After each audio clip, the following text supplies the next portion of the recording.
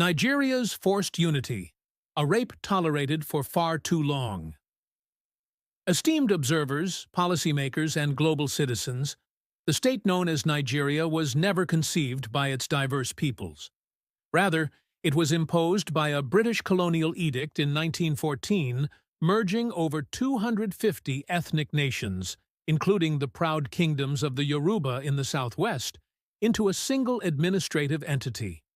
Since then, Nigeria's central government has repeatedly demonstrated an unwillingness to protect the rights and aspirations of these distinct groups. Instead, it enforces a unity built on political manipulation, military force, and systematic marginalization. From the outset, the British prioritized administrative ease and resource extraction over genuine nation-building. The Western region, homeland of the Yoruba, quickly distinguished itself through rapid socio-economic development in the 1950s. Under leaders like Chief Obafemi Awolowo, the region pioneered free primary education and built Africa's first television station. However, this flourishing autonomy soon threatened the power balance favored by a northern-dominated federal government. In 1962, the central authorities engineered the political downfall of Awolowo, culminating in Operation Weti, a violent crisis intentionally stoked to destabilize the West.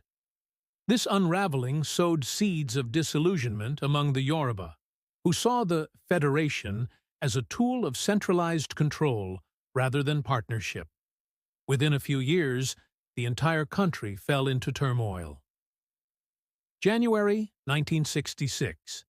Military officers staged a coup, partly motivated by disgust at the blatant rigging and the Western region's collapse. July 1966. A counter-coup introduced an era of military governance. Thus began decades of authoritarian rule and an ever-tightening grip from the center. The Western region's experience underlined that Nigeria was not a voluntary union, but an arrangement enforced through power plays and force. Across Nigeria, the federal structure has repeatedly failed to protect distinct ethnic nations, amounting to what some analysts label internal colonialism. Consider the following examples. 1. Western Region Crisis. The federal government's intervention in the West, 1962 to 1965, shattered local self-governance, replacing it with puppets. This incursion directly paved the way for the January 1966 coup and subsequent military rule. Second Biafra War, 1967 to 1970.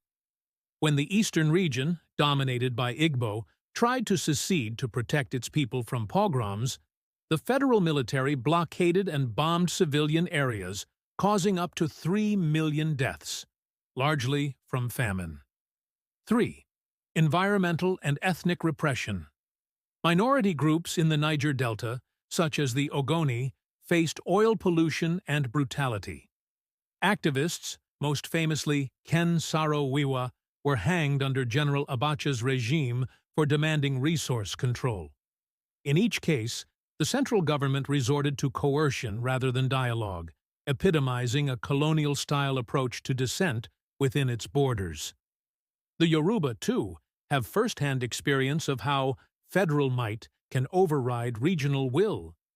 In 1993, Nigeria finally held what many observers hailed as its fairest and freest presidential election, won by Chief Moshood Kashimawo Olawale, MKO, Abiola, a prominent Yoruba businessman from the southwest. The national euphoria was palpable. For the first time, Nigerians seemed poised for a truly representative government. Yet, the military regime of General Ibrahim Babangida annulled the election without a credible explanation. Many Yoruba perceived this annulment as a blatant denial of their rightful mandate and a reassertion of northern oligarchic dominance over the federation. That singular act, the June 12th annulment, plunged the country into another cycle of civil unrest. The Yoruba, who had played by the rules of electoral democracy, now saw how fragile and selective one Nigeria was when a Yoruba man stood to assume the presidency. This betrayal reinforced long-standing sentiments.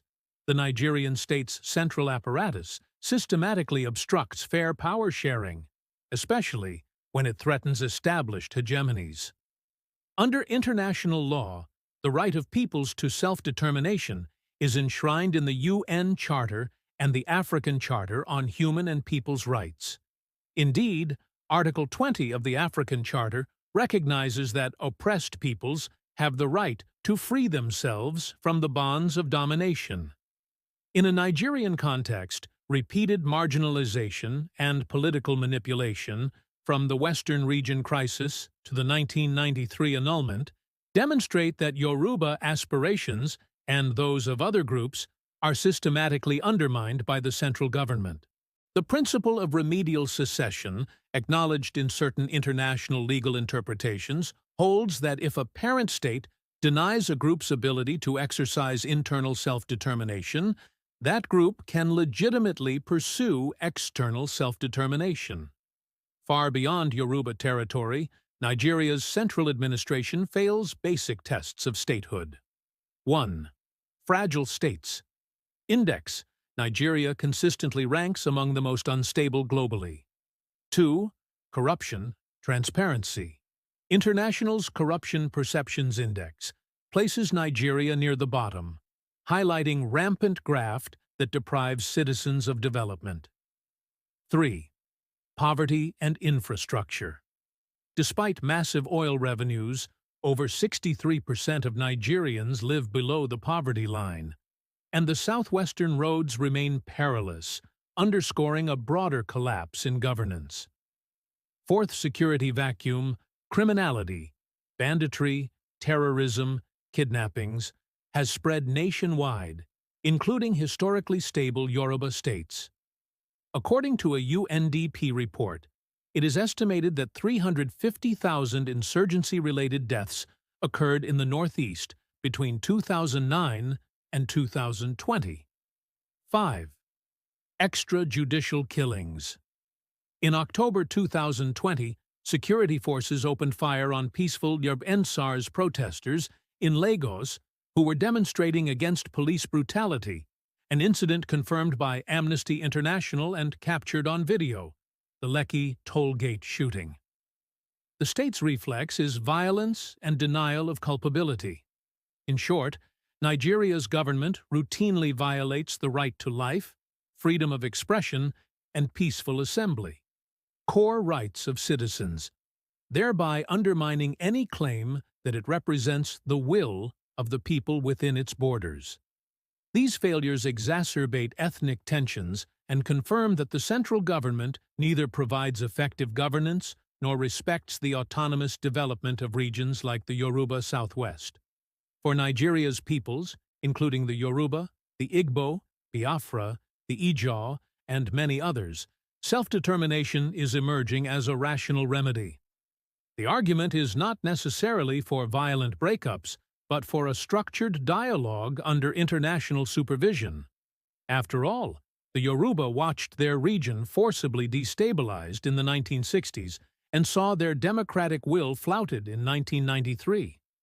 Clinging to the existing structure that repeats such abuses contradicts international human rights standards. Some worry about the domino effect on African borders. However, the African Charter and subsequent legal precedents clarify that human rights supersede static colonial borders. Africa's history of forced unification cannot justify perpetual injustice. Where a state structure is fundamentally oppressive or dysfunctional, international law does not mandate that oppressed peoples remain captive. Notable precedents, such as Eritrea, 1993, and South Sudan, 2011, demonstrate that new African nations can form to address irreconcilable conflicts under the principle of self-determination. The international community must recognize that Nigeria's artificially imposed unity has led to repeated human rights abuses and stifled the development of its constituent nations.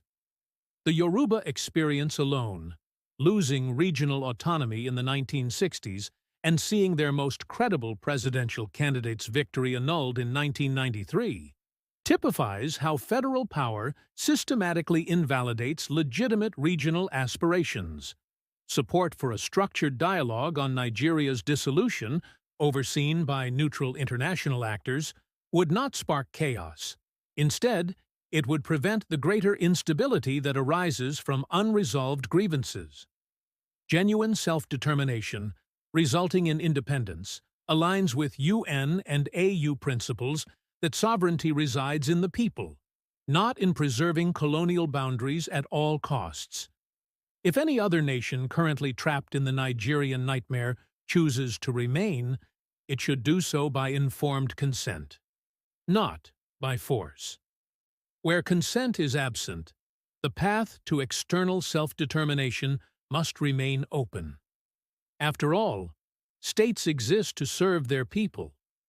When they fail repeatedly and subjugate entire groups, the moral and legal justification for unity dissolves.